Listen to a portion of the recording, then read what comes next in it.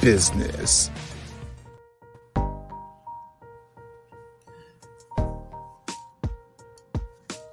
want to welcome everyone again to this platform, to this broadcast. And tonight, I'm really excited. I got a young jock who's been blazing up the track. And I don't know a whole lot about her, but I'm willing to find out. And you know what? Let's pause this for a second. You know, the way I see this young jock ride, she's been riding like she's been around the track for a long time. So without any further delay, let's bring her onto the platform.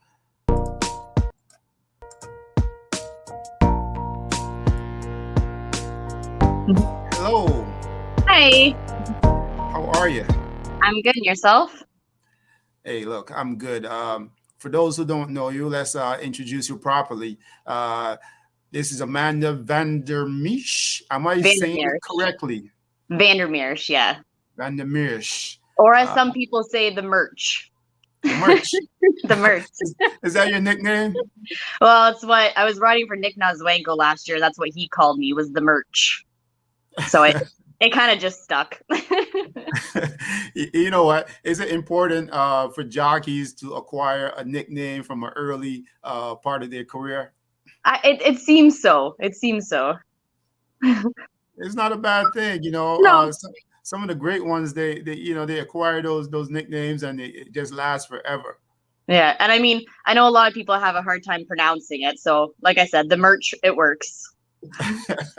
But now is stuck on my my tongue, so I'm gonna call it the merch. So the merch. When I see you, I'll be that's what I'll be calling you. Perfect.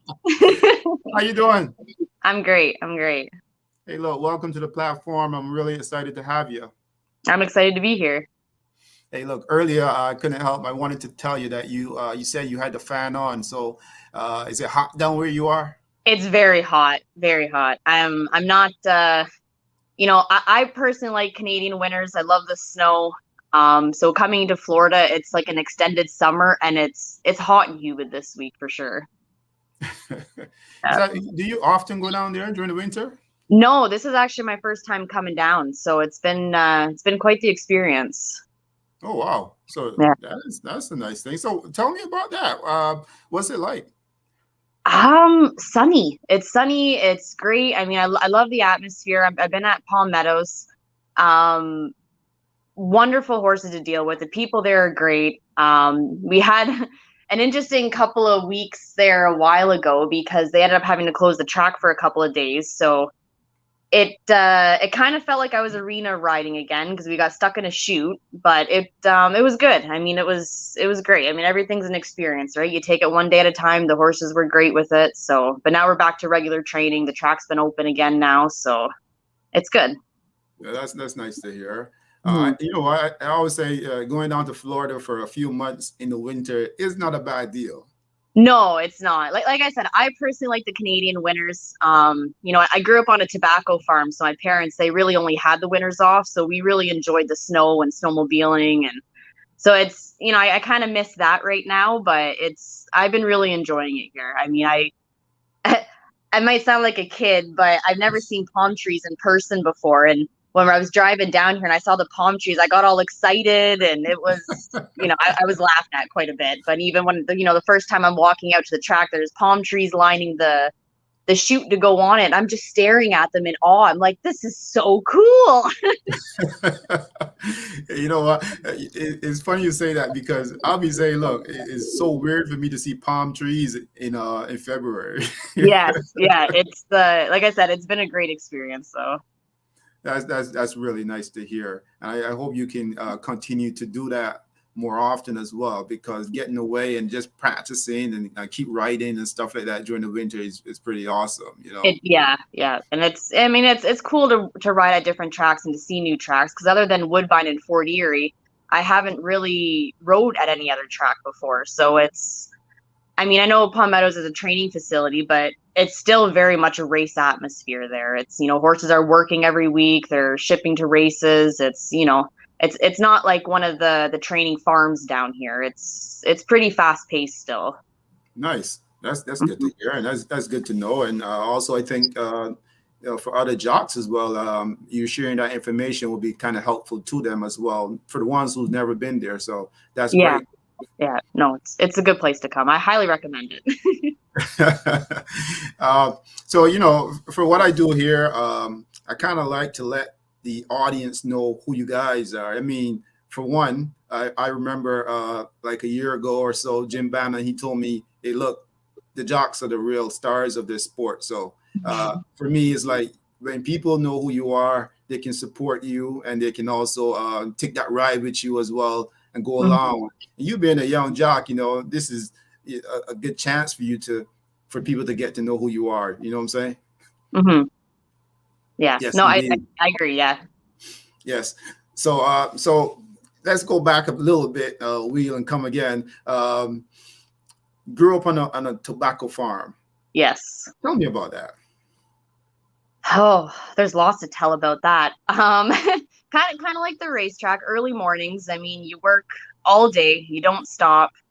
Um, my parents owned it. My grandparents owned it beforehand, and then my mom and dad bought it off of them. And I personally think growing up on a farm is probably the best thing for a kid, whether it's a horse farm, vegetable farm, tobacco, whatever. It teaches you how to work and it teaches you values of life. That's for sure. I got the benefits because I was always a little smaller than my older brother, that I didn't have to do any of the hard labor. Um, so a lot of the times, I had to help my mom in the house or do like the random little things around the farm. But for the longest time, I couldn't even cut the grass because I wasn't heavy enough to sit on the riding lawnmower because it would always shut off. But then dad found a way around that. He ended up putting a tractor weight on the seat so I could actually cut the grass for my brother and my mom. And it was good though. I mean, I really enjoyed growing up on a farm. Like I said, it teaches you a lot. It teaches you how to work, how to, you know, how to live more or less. Well, you know what? I have to agree with you because I mean I didn't grow up on a farm, but I spent 16 years in Barbados and then I moved to Canada. And to be quite honest, Barbados is like a farm. So I mean, there's all kind of land around you all the time. So you know how to produce, you know how to fend for yourself. So Yeah. I like the idea of starting and seeing things from scratch. Mhm. So that's where you get that from. And you can acquire your work ethic. Uh, Yes. Yeah. And is it- I've always been a worker. I have a hard time sitting still. Even still to this day, I have a hard time sitting still for too long. well, I mean, some of us really do have that problem, and Yeah. I have to share that one with you as well. Yeah. But I'll try my best to sit here, right? Yeah. Yeah. I was always told it's good to stay busy and stay moving, right? So, Yeah, they say that. So yeah, I agree. So let's go to the horses now. So mhm. how'd you get involved in horse racing? Oh, so it was actually through an owner, Maureen Hewitt Top. She owns a couple of horses with Alan DeRusso and with Saul McHugh. And oddly enough, she was wintering Piston Broke and Perlarana at a farm that was only 15 minutes away from me. And I was already at that farm to train another horse, but just for pleasure riding.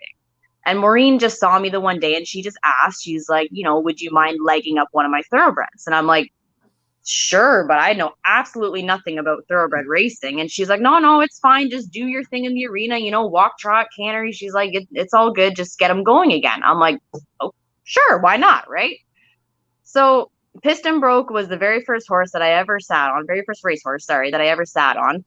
And I treated him like a hunter jumper. I got on him from the mounting block. I walked him away, walked him around for 5-10 minutes before I even started trotting him. And it was good. I mean, so I started with him for a few weeks, and then Maureen was talking to me about going to a farm that Saul McHugh was at in Hagersville to help him start breaking babies and getting the older ones going. And I was like, you know what? Sure. Like I was working as a nurse at the time, and I had my own farm with boarding and training horses. So I was like, I kind of wanted to branch away from the nursing and just be strictly horses. It's been my passion for years, and I saw an opportunity. So I'm like, you know what? I might as well take it. So I did start at the farm with Saul and, breaking babies. And like I said, getting the older ones going. And it was Rock Barton. I don't believe he's racing anymore. I'm sure he's retired by now. But he was the first one I actually let loose out in the field.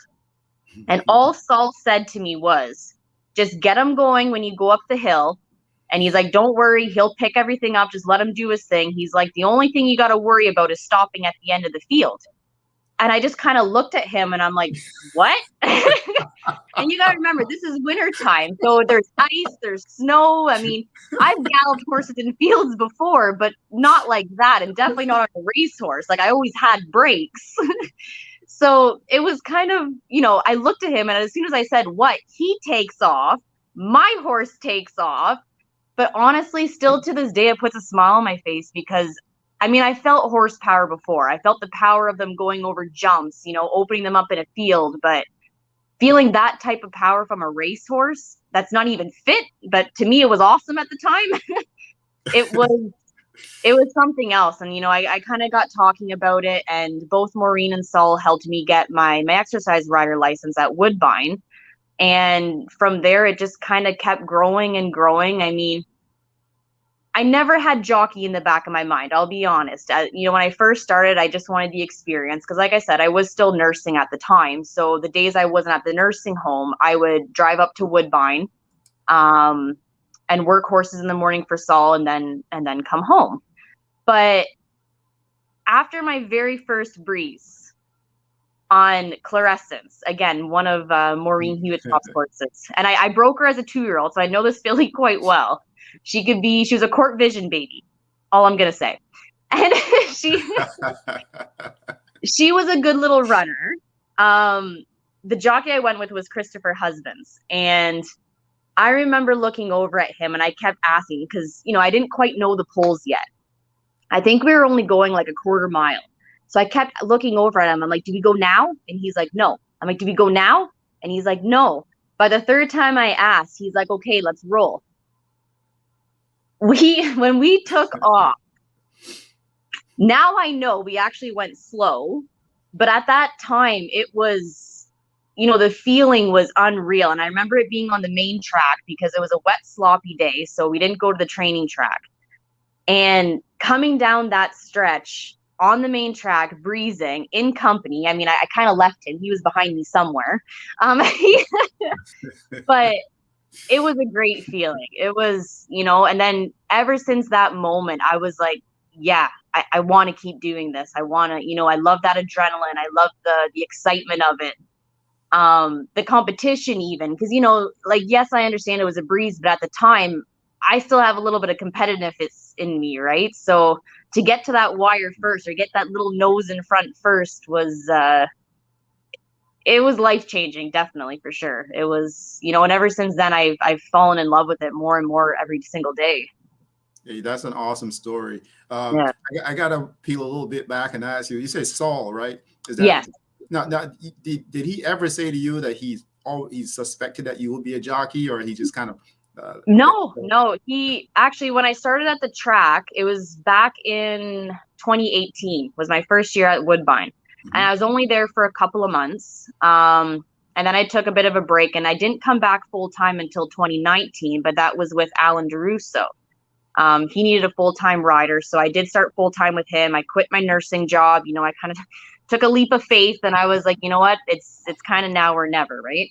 So I still had my farm at home. So I still had my boarded horses to come home to and look after and my own 3 horses and, be up at the track in the morning. And I did help out Saul still for that year for a little bit, but then I started branching out and I started helping Denise McClackery. And so it was kind of between her and Alan for that first year. And, the second year I kind of branched out to more and more trainers. But yeah, no, Saul, even Alan, because both of them knew me right from the beginning. And both of them, I don't think ever really thought that I would continue all this way.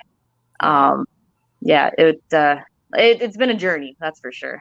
Wow. And are you the first in your family to take on the jockey business? Yes, yes. I'm actually the only one in my family that really rides. I do have an aunt on my dad's side. She used to pleasure ride when she was younger. And like my grandma and grandpa, they used to live beside my mom and dad on the farm. And they had my aunt's old pleasure horse. Babe was her name, a little chestnut quarter horse. And she left there, she was there. And when my aunt, I think it was when she left for school, Babe was, she stayed on the farm and in my grandma and grandpa's backyard pretty much. She was a hardy little horse, I will say that. But mom always used to tell me when I was younger, I would actually sneak over there and go and rub her down or give her treats or whatever. I don't remember any of this. Mom even told me I used to climb up on her back a lot of the times, but I don't remember any of this whatsoever. But so I guess I had it in my blood since a young age. But yeah, other than my aunt, nobody in my family rides or anything like that. That's a lie. Just recently, a couple years ago, my young niece, my brother's daughter, she's took up riding. I like to think I have an influence on that. She was into the barrel racing there for a little bit. And now she actually wants to try going English and doing hunter jumper, which is where I started, was hunter jumper in the English world. But wow. So she's quite the little rider. I will say that. I know I'm biased when I say it, but she is a good little rider. Wow. I'm keeping her far away from the track, though. How old is she, by the way? How old is she? She's 9. She will be 10 this year, I believe.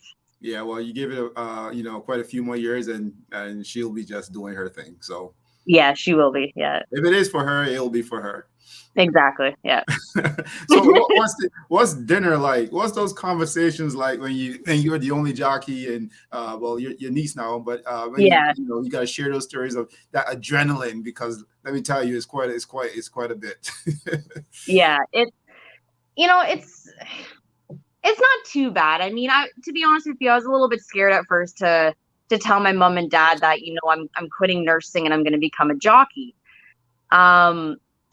My dad, I knew, would be pretty easygoing about it. He's a laid back individual. My mom was who I was worried about. Being the mother, I was expecting her to give me a whole lecture on it, but to my surprise, she's been just as big of a supporter as my dad. I think they enjoy listening to my stories and they're actually genuinely interested about it. Actually, my mom a lot of time will post my races, the replays of them, whether I win or not. She's always posting them. And I'm like, you know what? It's actually kind of cool. Like, and I never expected her to really be like that, right? Like, they have come to a few races. I don't think they've came any to my Woodbine races, but they were at Fort Erie a few times. And she's there with her camera taking pictures. I felt like a little kid in school again. But like, it was great. Like, they're really supportive.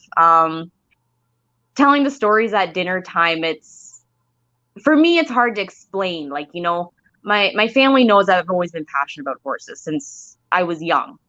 But explaining this part of my life, it can be a little bit challenging because I know, the worry is obviously still there because it is a high risk sport, high risk career. Sorry. Mm-hmm.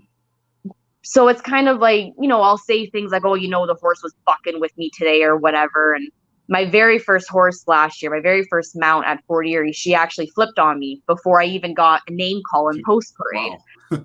And my mom, I went back in the jocks room and my mom, she's on the phone calling me and she's like, are you okay? Are you okay? I thought you were supposed to be in this race. And I'm like, well, I was. And, I don't really want to tell her what happened because I don't want her to worry. But at the same time, it's like, she knows something happened. So I just kind of said to her, yeah, I fell off. And she's like, well, how'd you fall off? And I'm like, the horse went up and I slid off.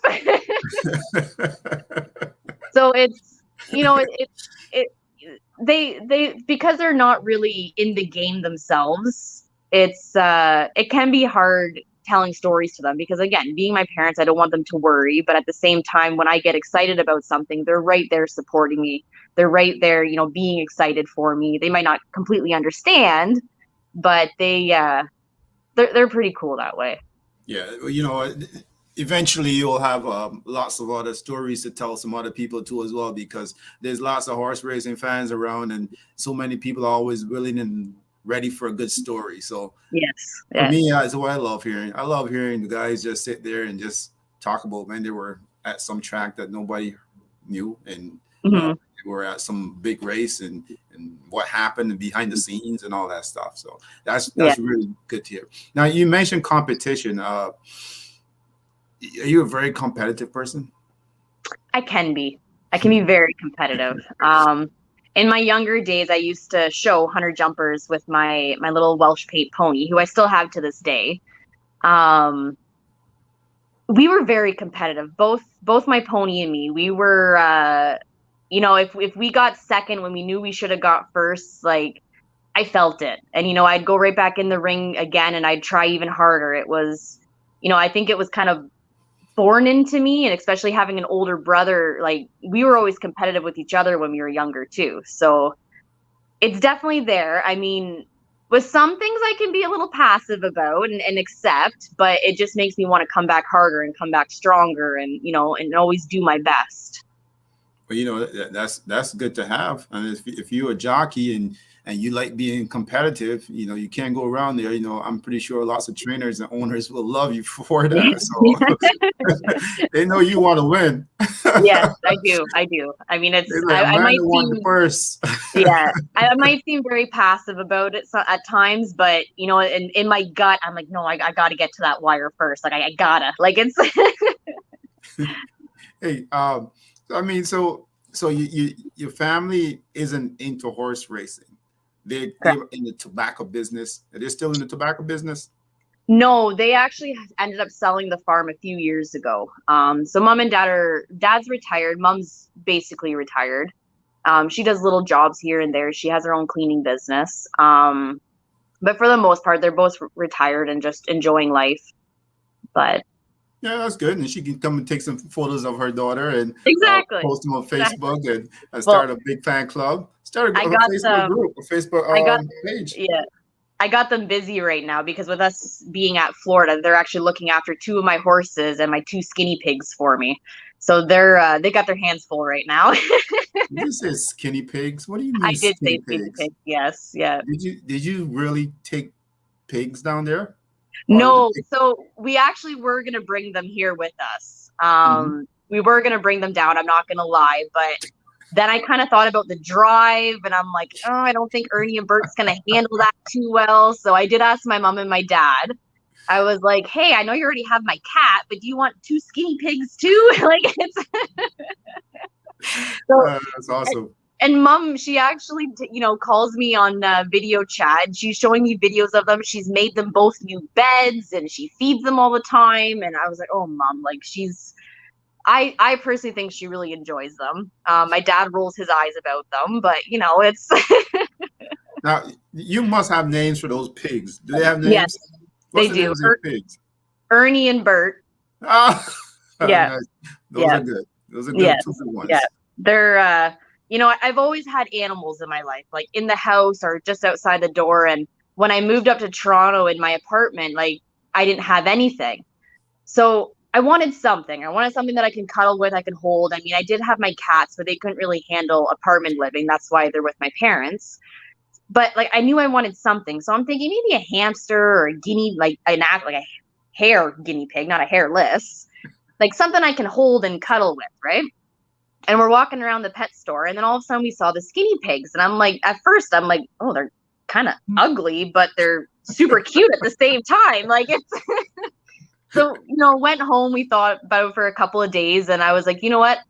I think we got to get them. Like so now we have skinny pigs. I'm stuck on this skinny pig thing here. Yeah. What does a skinny pig eat? Do they eat like regular pigs? Do they eat any and everything? Well, they eat hay mostly, but I did get hooked on making them a salad every day. A So salad a salad. So no for a word of a pig? lie. I get their lettuce, I get their carrots, their cucumbers, tomato if I have fresh tomatoes, they'll eat grapes. I Ladies and would gentlemen, welcome to the new world. my animals are well fed and spoiled, I will say that. That's awesome. But so they're quite spoiled. And I mean, I was warned not too long ago that they can actually become diabetic if they're fed too much fruit. So I try to cut back the fruit and just give them vegetables. Because Ernie, I'm pretty sure he might be a diabetic. He's quite plump. He's very plump. But no, they're interesting little creatures, that's for sure. Oh, that's an awesome story. So currently, in all, how many years have you really been riding? Oh, since I've been riding, like jockey riding, or Yeah, no, just riding in general, and then you can tell me about the jockey riding right after. Yeah, I've been riding since, oh geez, I was quite young. I want to say since I was like 6 or 7, I've been riding for. Started out with the lessons with the hunter jumper, like I said, for long time, very long time, and then yeah, I started with the thoroughbreds. Like I said, my very first year at the track was in 2018, only for a couple of months, and then came back in 2019 and just started galloping as an exercise rider. I did get my jockey's license in 2021. I rode 3 races at the end of Fort Erie season, so I only had the 3 starts there in 2021. And then, yeah, my first full year being a jockey was just last year, and that was both Fort Erie and at Woodbine. Do you remember your first win? I do. I really I do. think I remember too. Yeah. 'Tis my right. My goodness. What was the feeling like? It was kind of a bragging moment because Keve Nichols, it was him and I fighting down the lane. And he caught me the week before when I was on a horse named Shambo and we were on the turf. And he came flying by me and, stole the win. And I don't want to say stole the win, but he got the win.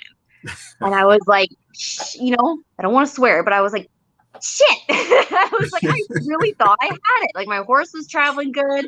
I felt good. I saw the wire coming. And then here comes Keve on the outside. I'm like, you've got to be kidding me. So I really, really thought I had it that day. So then the following week, I'm on 'Tis My Right. It was girls against boys. She was the only filly in the race. And actually my first time even riding that horse. And she's always going to hold a special place in my heart. Because I ended up riding her in a stakes race in Fort Erie later on in the year. And I ended up getting a 3rd with her, which was, I know it wasn't a win, but it was still a highlight for me. But that first win, I was actually the one coming up on Keve. And he was actually on a horse that I used to ride for another trainer. And I even remember as soon as I got closer to his flank, I started yelling. I'm like, I'm coming for you, Keve. I'm coming. And as soon, it wasn't a photo finish or anything. I wasn't much in head, but you could tell that, I got my horse. I think it was her head and neck in front. And it was the best feeling ever. Like when I actually realized that it was my horse's nose that crossed that wire first, it was unreal. Like I honestly can't even describe the feeling that I felt. It was, so many emotions put together as one. I mean, a few weeks before that, I was having, and I think a lot of jockeys have them, and maybe a lot of jockeys don't really shed light on it, where, I kind of hit a low. Like I was feeling depressed. I was feeling like, why did I decide to do this? Like, it's, just asking myself those types of questions. I knew I still wanted to do it, but it's like, I just felt like I couldn't get a break kind of thing. And so, to have those feelings just a couple of weeks before, and then that amazing feeling when I crossed the wire first, it was like, I didn't want to get off the horse. It was, I wanted to keep reliving it over and over and over again. Like it was amazing. Like but then it flies by. Then, you're off the horse, you're back in the jocks room, you're getting ready. I don't even know if I had a ride after her, but it's like, then you just switch gears. Like you go back in the jocks room, you get undressed, you put on your next silks and you get ready for the next race, and you kind of have to leave it. Right. But I just wanted to soak it all in. And it was, because it was, for me, it was a really big accomplishment for me. I know every first win for every jockey is a big accomplishment, but it really meant something special to me. That's for sure. Yeah, that's awesome. Now, did the jocks did they shower you and they toss the water all over you and did the whole They did. ceremony? They did. There's I actually, the picture that I will always cherish is I'm giving a thumbs up to the lady taking my picture, and Christopher Husbands and Kevin Nichols is behind me with ice buckets of water, just getting ready to dump it on me. And the look on Christopher Husband's face was, yeah, like he was determined, right? Like I didn't even see it coming whatsoever. They had it planned out so perfectly. So that was the first dousing. And then, so the rest of the walk back to the jocks room, I'm being skeptical and I'm looking behind the trees because in 40 Erie Paddock, they got those beautiful trees there and lots of little hiding spots that you wouldn't really think about at first. So I'm looking between everything. I even saw Crawford. He was rinsing off his boots with the hose. So I'm watching him, making sure that the hose is pointing at his feet, not at me, right? He was good. He didn't spray me or nothing. So I thought I was safe. I'm like, okay, good. Like, there's a jocks room. I'm golden, right? No. As soon as I got outside the jocks room door, I had a bucket of hot water. I had baby powder. I had eggs. I had more cold water on top of everything else. But at the same time, it was nasty, but it was great at the same time. It was, again, one of those once in a lifetime experiences where you just kind of take it all in, and it was good. It was really good.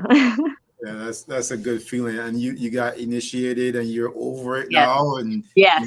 you're experienced now and riding like a pro. I see you coming down the stretch looking like an experienced jockey. I'm like, who is this jock? And, then we look on the stats and we see who it is. Now, are you still an apprentice or have you graduated? No, I'm still a 5-pound apprentice, and I should be for most of this year. Mm-hmm. But just for the audience and for those who don't know, when does that change? Oh, I'd have to double check, but I believe it's either 45 wins or a year since your first win. Okay. Mm-hmm. Just so people know. I know that the rules may be different in other places, so that's really good to hear. Yeah. So I'm still stuck on the eggs and the eggs, powder and all this kind of stuff. that's quite a photo actually. I wonder if any of the jocks got those pictures. I would like to see them. Yeah, there's pictures, and I think there's a video somewhere too. That's pretty cool. Now, over the last course of time, and you've been riding. Have you recognized your strengths as yet as a jockey? Yes and no. I mean, I believe we're always going to be our hardest critic. After every race, I always watch my replays, regardless how I placed in it. And, I always sit down and I watch them and I study them and I think about, okay, even if it's a race I won, I always say to myself, what could I have done differently to make it even better? Is there something I could have done differently? Is there not something I could have done differently? And I'll look at it with other jockeys too if I really have any questions about it, because I love feedback. I love feedback from other jockeys, from trainers, even from owners. I mean, from everybody I take feedback from. And, because I may not be able to use it on that specific horse, but I can definitely use it on another one for sure. But I believe my one good strength is that I'm patient. I'm not, I don't necessarily need to rush up there to the lead to feel comfortable. I can sit and wait behind horses. And I have been told that that's rare for a bug rider. I've been told that bug riders, you can kind of point them out because they rush or they move too soon or they make decisions too quickly and I don't know, maybe because I'm an older bug rider, I am in my 30s, that I do got some patience, like I don't feel like I rush too soon. I could be wrong, but but you know what? If you never had said your age, I wouldn't have known that. So don't always give it away. Yeah. And I'm proud of my age. Okay. What's race riding like versus exercise riding? It is different. I mean, before riding my first race, I'm like, oh, come on. Like, how different can it be? Like, you can ride short in the morning breezing but there is a difference. I mean, you can ride with all those same jockeys in the morning. You can breeze with all of them in the morning. But as soon as you're in the gate for a race and those gates open, it's fair game. I mean, we always look out for each other for sure, but it's, everyone wants to win. So even though we're looking out for each other and, we're playing by the rules and everything else, it's bottom line is we all want to get to that finish line first. So nobody's just going to say, oh yeah, sure. Come on by. Like, it's okay. Come on by. Like it's, so you do race riding compared to morning riding is, I don't even really know how to explain it. Like it's the competitiveness in people definitely comes out and you can definitely see it. My first couple of races, I was advised to just stay on my own little bubble. So that's exactly what I did. I stayed in my own little bubble out in the middle of the track pretty much. So it wasn't until last year when I actually started getting a little bit more comfortable and being right in the pack or being, right beside a horse that's to my left or my right or, or right in front of me. You do got to use your quick judgment in a race compared to just in the morning. And really position yourself and really know where you are and who's around you and what's around you. Like, so it's more than just going around in a circle. Like there's a lot you got to think of more than just your time. Like, it's a lot. It is a lot. Now I gotta ask you this question because sometimes I hear a little bit about it, but you don't have to actually answer it. But I'll ask it anyways. Is there any intimidation when you for apprentice when you start riding amongst the bigger guys? I can personally say I haven't felt intimidated by anyone. There was one race where I was definitely schooled in. And honestly, like I actually respect the jockey for doing it because it was kind of one of those things where I'm like, in the race, I kind of shook my head. I'm like, did that actually just happen? Like, but I respected him for it. I'm like, that was pretty sweet. Like, I can't even be mad at him for it because it's not like it wasn't allowed. It was totally within reason. But it was kind of, I don't necessarily think it was an intimidation thing. It was more of he's the experienced jockey. I'm the beginner. I never really knew what was happening. I kind of just went along with it. And, and like I said, it wasn't dangerous or anything like that. But intimidation wise, I mean, you hear stories about it, but it's not in a dangerous way. It's not like we're trying to drop someone. Like it's nothing at all like that. But yeah, like I can say maybe it does happen, but not to the extent of what some people would think. Okay, well, I mean that's fair. I mean, from what I gather from what you're saying is more like schooling. It's like I'll show you, here, this is how you do it. Yeah, pretty right? much. So, yes. Yeah. So that's pretty cool. Now, let's talk a little bit about the organization of a young jock, and you probably have an agent. And yes. Now, does that agent help you to get organized and help you to kind of like formulate your daily routine? Yes and no. I mean, he organizes my breezes for me. Like I said, last year I was riding for Nick Nozwenko, so I'd have like my 5 or 6 horses for him that I would get regularly every day.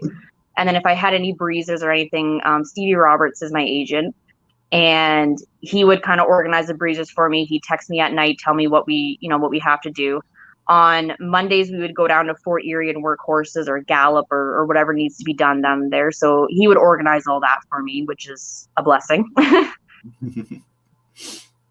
Yeah. So, I mean, so that leads me to what's the typical day like for you? I know you got the routine morning. You probably go work the horses.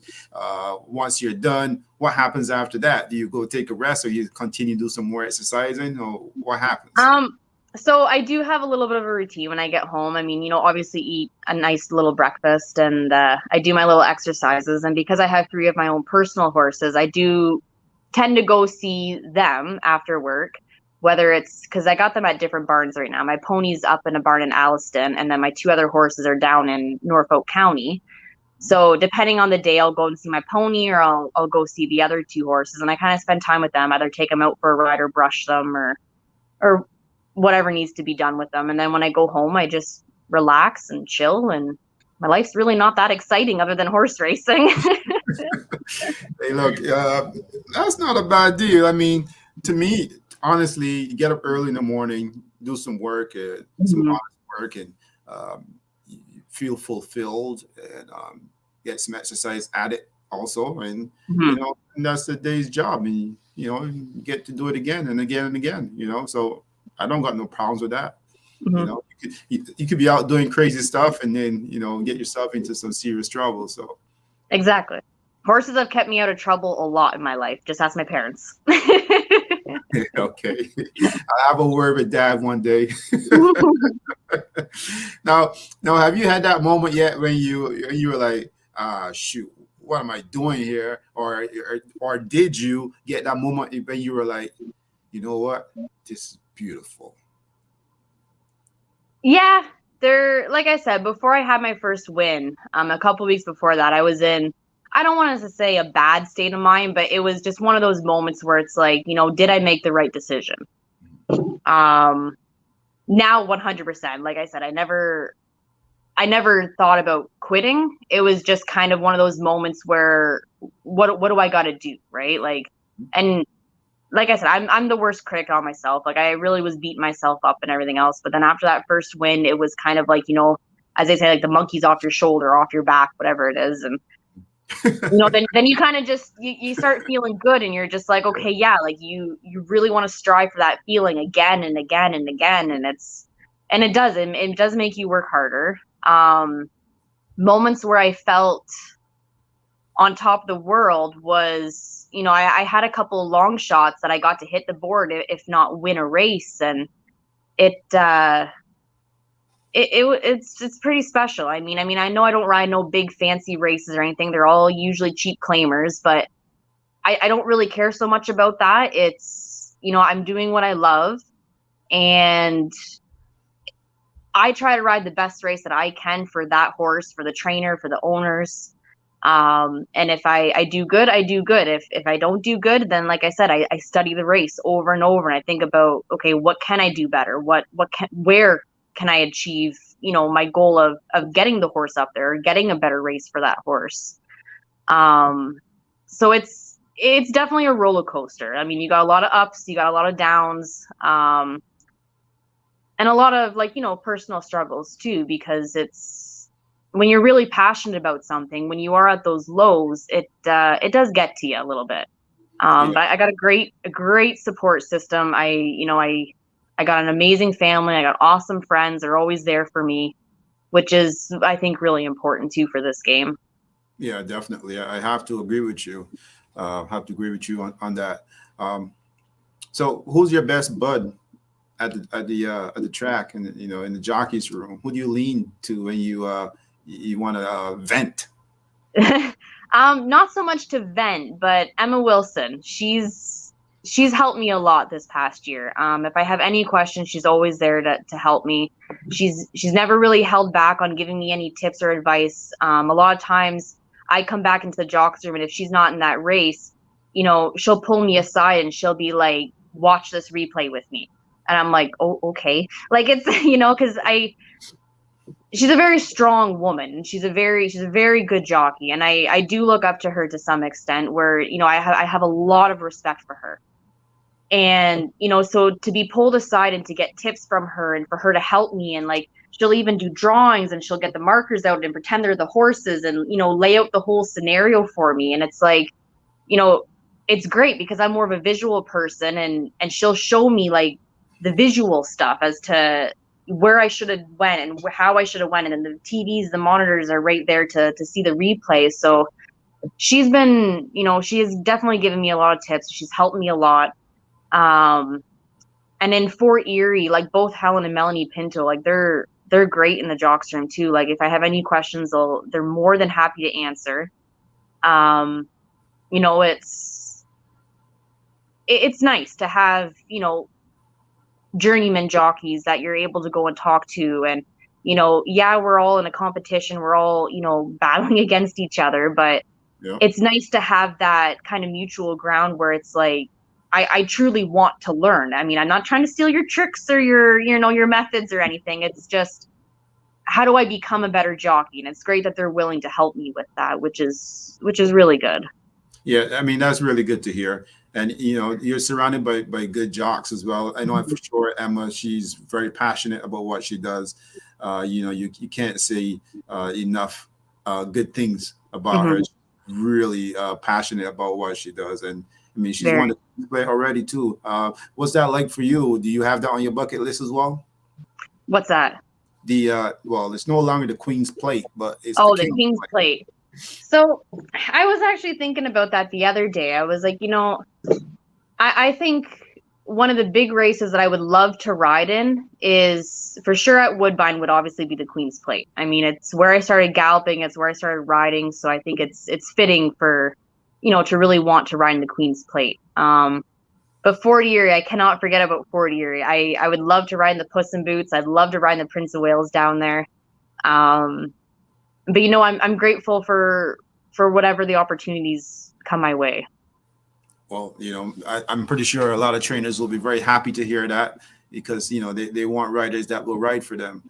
Riding sometimes could be very tough on the trainers, and so they look for any opportunity and any angle that's there. And you being a bug, I'm pretty sure there's a lot of people that are calling. How do you manage who gets you and who doesn't? That's all on my agent. Good answer. Good answer. Yeah. I mean, he knows my preference, right? Like I got my favorite horses that I always want to ride, but I mean, ultimately the bottom line is his job is to put me on the best horse. Whether it's the best horse for that spot or that's the best horse in general. Towards the end of the year, I was put on a different horse that I had two horses in that race that I was always riding, and I was put on the other one. And I kind of had that moment of, but I really love the other one. But I mean, I know it's his job, right? And I fully support what he does. I mean, and trainers, they understand, right? So I didn't leave that hard decision up to him. You know what? That's a very good answer. Let him shoulder that, yes, that weight, and you can step away from that. Yeah. I mean, if it was my decision, I would split myself in two and ride both of them, but unfortunately I can't do that. As a young jockey, who's your favorite jockey of all time? Oh, that's a hard question. I mean, I'm completely biased about this, but it has to be Christopher Husbands.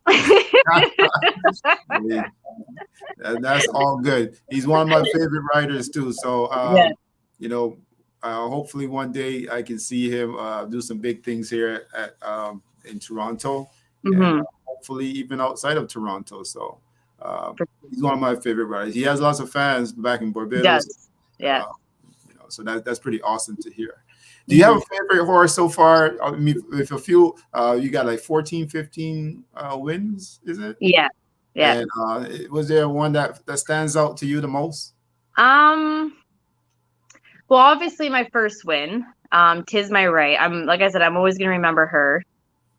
But there's actually been a couple of horses that, I'm always gonna hold dear to my heart. Like Airy Fairy. She she was a horse in that race where I shocked myself. I wasn't expecting that from her. She gave me all she had down the stretch. When I'm reading the form, I obviously saw that she's a horse that typically likes to break and go right to the front. And there is just something like my gut was telling me, I'm like, see if you can hold her back. Like, yes, it's not generally what she likes to do, but something was telling me, try holding her a little bit. So when I came out of the gates, I literally just kind of, I played with her. I talked to her sweetly, and she did. She eased up for me. She waited. And then, like I said, coming around that quarter pole, she lit up the board for me. I mean, she took off and she gave me all she had. And I was really happy with that ride. I used to actually ride her when Earl what was his last name? Banat, I think, or something like that. He had her a few years ago, and I would jog her actually 2 miles every once in a while. So I have been on the mare before. I knew she could be a little hot-headed. I knew, your typical chestnut mare. You can't really tell her anything. So I wasn't, when the gates broke, that's why I swear to you, I literally just tickled her neck and I just talked to her and I just asked her, I'm like, just ease up, honey, just ease up. And she did. And I was like, this is great. Now I hope she doesn't die on me. Like it's, but no, her race was pretty cool. And then later on that night on Dakota for Denise McClackery, I actually got a riding double that day at Woodbine, and that was one of my goals. By the end of the year, I wanted to get a riding double at Woodbine. I knew, like at 40 area, I had a riding double before, so it was Woodbine that I wanted to get that riding double. And Dakota was a special win too, because I used to ride her as a 2-year-old for Denise, and I rode her basically every year that I've been there. So that was a really special win. I really did like that one too. Nice. But yeah, no, there was a lot, like Flowers and Berries. That was a really nice win for me. My very first one at Woodbine on None of Your Business for Randy Thompson. Like, I gotta say, like a lot of my wins have been amazing. They really, it's not just sit and break and sit and let the finish line come to me, right? Like they've all taught me something. And actually every race, win or lose, I've all taught me something, which is, I think, as a bug rider, to be very, very important. I mean, we got to go out there and we got to learn something, right? Or we're just getting on a horse and turning left. Yeah, definitely. Yeah. Flowers and Berries. I see that horse. That horse is actually, when I look back, the other day I was looking at your stats and I saw that horse actually made the most earned money from Yes. that you've won on. I guess so far those guys must be feeling really special to know that they've got a nice little horse. Well, I shouldn't say nice little horse, but a nice horse. Yeah, she is. She was a nice filly. Yeah. Yeah, you kind of hear the rumors going around. So hopefully you get that call again. I hope so. I'm just putting the word out there. I'm not an agent or anything, but I'm just kind of out there, She's still the bug. So, you might want to lean on Amanda.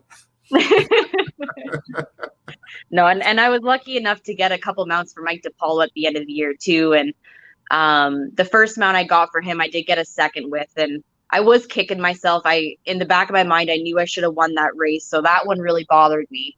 The second mount I got for him, I won. It was a dead heat, I believe, with Sahin Savachi. And at first I didn't think I got it. I was like, man, I'm like, how could I not get this? I mean, the horse was traveling good. I mean, she took me to the lead and I was like, well, we got to ride our race from here, honey. And it was a 2-turn race, and coming down that stretch, she still had a lot of fight in her, and she did hold it off for a dead heat. And that was actually my last win for the year. And, to be in a dead heat with, a really good jockey, Sahin, he had an amazing finish to his season too. So it was kind of a cool feeling, to maybe not, like, obviously beating him would have been a little bit better, but it's to get that dead heat with him too was, I had a few people say to me, he had to work to get up there. You weren't making it easy on him. So I want to ask you about that. I want to ask you, as a jockey, I know you're competitive and you're, a young jockey, and but do you feel some kind of pride or feel when you beat those top jockeys? Like, does it do anything for you? So one race that sticks out in my mind when you mentioned that is Halley's Hero, when I won on him. He was, we're coming down the lane, and a lot of people, from what I was told, didn't realize that was me in front. Mm-hmm. And I guess they were all saying back in the jocks room, like, gee, who's this rider making Kazushi ride so hard? Because it was Kazushi Kimura who was coming up on us. And, me being a bug rider, like, I'm still learning how to push. I'm still getting that momentum and everything else. So, and Kazushi, he was just like riding and riding and riding. And here I am, like, just trying to finish on this horse and can't pray for that wire to come close enough. And I mean, I did beat him, and, to look over, because I could hear the horse coming. And to look over and realize that it was Kazushi, I was like, holy crap. I was like, did that just happen? Like, I just, even when I pulled up on the backside, I was asking the outriders, I'm like, did I actually win that? Like, what's happening here? Like, so there was a lot of pride in that. I mean, Kazushi being the leading rider at Woodbine, for the last 2 years now, Mm-hmm. It was definitely a good feeling to know that. I mean, again, I set the horse up for a really good race too. So it's, I got to give credit to the horses. I mean, it's not always just us jockeys. I mean, the horses, when they bring their A game too, they're ready to win for you too, right? So, I gave the horse the best shot, and it worked out for me. But yeah, like, to go back to your question, it does have,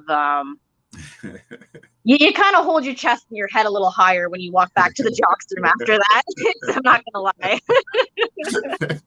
All right, hats off to you. That's all good. At least you're honest about it, right? Yeah. I mean, I wish everyone the best always, but I mean, I gotta say, if I beat you coming down the wire, don't get me wrong, I'm gonna feel pretty good about it. And there's nothing wrong with that. You want it fair and square. Now, I want to ask you something. A lot of times when I speak with trainers and the jockeys, they say the horses, the male horses, a little bit kind to the female jockeys. Is this necessarily true, or this is just something that's out there? How do I answer that? I don't necessarily, I mean, yes and no, in my opinion. Like, I've had some horses that get along with me really, really well. And then other times, not so much. Like, the horses have their own opinions on things, right? So, like, and they have their own mind, and they could be having a good day and they could be having a bad day, in my opinion, too, just like us humans can. So, but I do agree, like, that, yeah, some horses probably like more of a female rider than they do a male rider. And it's not necessarily because the male rider rides bad. I've been told many a times that we as female riders, we actually sit and we position ourselves and we put weight in the saddle differently than how necessarily like a male rider would. Like, we as females, I believe and have been told that we have a lot of lower body strength and males are more upper body strength. So again, I believe it depends on the horse. I mean, I've gotten along with some great fillies. I mean, Nick Noswenko, he had a filly Twister Alert. Mm-hmm. I love that mare. I absolutely adore her. I remember that one. Yes. I mean, if there was any horse that I could take home from the track, it would be her. She, and I've never been one to like chestnut fillies, and she was a great big solid chestnut filly, and I loved her, and we got along great. But I mean, she was a good horse, so I mean, anyone would get along with her. She's got a kind heart, but it's kind of one of those things where I think it's not so much if you're male or female, it's if you sit on the horse the way that they want, if you hold them the way that they want. Like, it's kind of, in my opinion, more that way. If that makes sense. Well, I mean, I'm taking your opinion. I mean, you're the expert here in this room, but I will take your word for it. Yeah. Let me ask you a tough question here, because I figure it's a good question. Now, does gender matter in horse racing? I believe it does. I don't mean this to be rude. I don't mean it to be, hurtful or anything towards the trainers or owners. But I truly feel that if you have a male or a female jockey standing in front of you, I do feel like the male jockeys will more or less be picked over the female jockey. I don't know if it's just preference. I don't know if it's because they see males as a stronger individual rider. I don't necessarily take offense to it. I mean, it makes me look at it and go, you know what? I'll work harder. I'll prove that I can be with the big boys. I'll prove that I can ride just as strong or just as, you know, good or try to be better. You know, it's one of those things that you can't really discourage yourself. I was actually told when I first started riding, I never used to put my hair up in my helmet. I would just put it in a ponytail and let it down at my back. Emma actually mentioned to me, she's like, Amanda, tuck your hair up. And she's like, I really hate to say it, but it's a man's sport, and the less you look like a girl, the better. And, you know, and I do think she's got a fair point. I mean, it's nothing against anybody. It's honestly just how it's been, I think, for a long time. But when you really look at it, and especially being down here in Florida, I've seen there's a lot of female riders, and there's a lot of really good female riders. Some apprentices, some journeymen. You know, I think we can ride just as strong and just as tactical as a male rider. We just have to be given those shots. Emma obviously has been giving those shots, and she's a phenomenal rider. I think she can outride any male jockey in that room. It's that's for sure. Yeah, That's for sure. So You know, I'll tell you, look, you put your hair however you want to put your hair. You yeah, know, to be honest, when I watch racing, especially like I think down in Oakland or something, I think there's a jockey, but name I think it's Arietta. But I'm pretty sure I think it's a she, but she has her hair and is loose down. And I just look for the hair all the time. And let me yeah, tell you, every single time that hair is flying back there. yeah, And it's pretty cool to watch for me. Watching yeah, yeah. from off the TV, I mean, it's really cool to watch. So, hey, look, I think you should be free to, you know, put your hair however you want your hair. It's not going to affect the racing. Hmm. And for guys can't take that, then I think they got some serious issues. But Yeah. you got some issues. Now, Woodbine and Fort Erie. Do you have preferences? I know one time the jockey told me that she had preferred Fort Erie, but what's your preference? Or, I mean, if you don't want to say it, you just want to ride, you can tell me that too. Yeah. I mean, well, I do just want to ride. But it's, you know, Woodbine, like I said, I'm always going to hold special because that's where I started riding. That's kind of home for me when it comes to race riding and even just galloping in the morning. But I am, you know, I can't really say I have a preference because then Fort Erie, that's where I started race riding.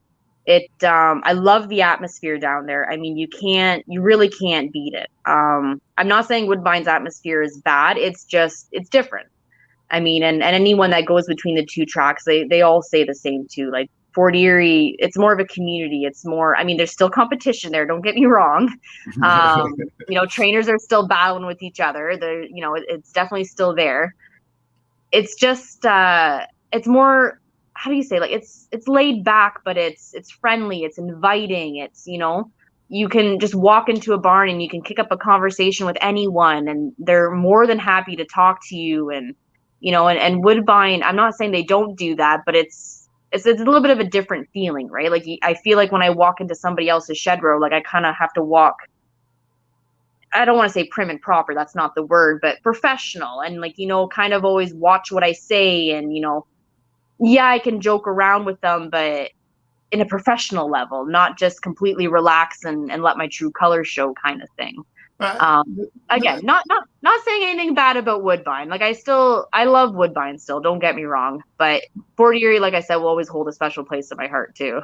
I gotta quiz you about that because now does that like pushes you to be stronger and or does it make you, you know, just kind of like conduct your business? Because, you know, sometimes, you know, be honest with you, sometimes you gotta like weed certain things out. So, you know, does it propel you to be greater?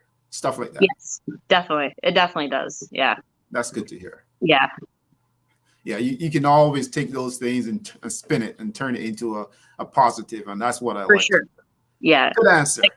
Yeah. Well, like I said, this industry, it's hard on you, like not just on your body, but mentally too. It can be frustrating at times, and like I said, it's a roller coaster. You got a lot of ups, you got a lot of downs, and when you got the downs, you gotta take something away from it, right? Like I had I had a lot of races where it did not go my way whatsoever. But I always walked away going, okay, well, I experienced this. I got to do this in the race where I haven't got to do that before. And like, you learn from it. Every horse can teach you something. Every person can teach you something. Like I mentioned before, like I take advice and feedback from everybody, like hot walkers, exercise riders, grooms, like everyone I take feedback from, because, ultimately I haven't really been doing this that long. So the more information, the more knowledge I can collect, I store it all. I keep it for use in the future. You never know when you're going to need that information. No, that's true. Good point, and I agree with you. How important is the relationship that you keep with the trainers and owners? How important is that for what you do? I believe it's very important. You always hope to get the ride back on a certain horse, or, get opportunities for new horses. So you really want to keep that relationship happy and good. But, as jockeys, we got to remember too, there's kind of like what we were talking about before. Some horses don't get along with some jockeys. So if that trainer makes the decision that, if my riding style doesn't suit a certain horse in the barn, he's obviously not going to put me on it, which I can't fault him for that, right? Like, or if he needs a little bit of a different ride and they don't think I could give that to them, like, so I don't hold it personally against a trainer or an owner if they don't put me back on a horse. Ultimately, they need to make the best decision for that horse. And does it suck? Yeah, I'm not gonna lie, it does suck. But again, it's part of the game, and I'll never fault them for it. That's for sure. Yeah, well, that's a professional attitude, and I think that's important that you learn that as well in your early stages. So that's good that you have that, and having some veterans or journeymen around that can school you on that. Yes, that helps too as sure. well. So I think that's a great attitude to take with you. All right. So I'm not going to hold you much longer. I know you gotta get going. You gotta usually early in the morning and so forth. Yeah. So I just want to thank you for being here. It's been awesome. I also had to mention this, and it almost slipped my mind, but I think for those outriders and camera crew and your Woodbine, they're gonna have some great sound bites when they're actually speaking with you. Yeah. Your emotions just comes out all the time.